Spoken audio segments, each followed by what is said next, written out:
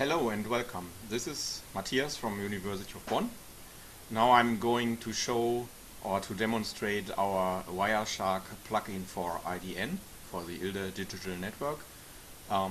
Usually if you use Wireshark as a packet analyzer and you see IDN captured packets, well, actually you will not see much. As you can see on the screen here, this is a capture of an IDN stream in continuous mode. Wireshark recognizes the protocols like Ethernet, the IP version 4 header, the user datagram protocol, but the payload of the user datagram protocol, as this is an unrecognized data payload, this is just displayed as data. Here we see 1416 bytes, but if you further look into that, you will just see a hex dump, and you will, or the network analyzer will not be able to really read this data and understand it. Now I have activated our new IDN plugin for Wireshark, and now you can see here in the upper part of the Wireshark packet analyzer, you can see in the info field that we see a message. In the lower part, below with the Internet protocol, user datagram protocol, you see the recognized protocol as ILDA Digital Network protocol.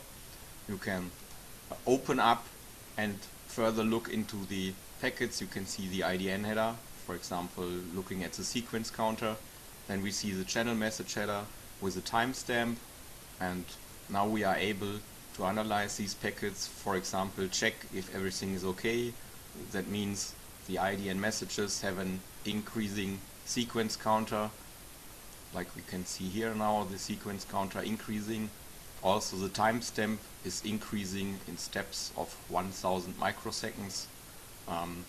This is IDN capture in continuous mode. And this is another example where the IDN plugin to Wireshark is quite useful in finding implementation errors.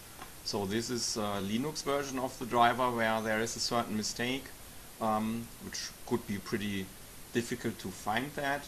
So we have IDN messages. Once again, we have channel configuration headers for each message.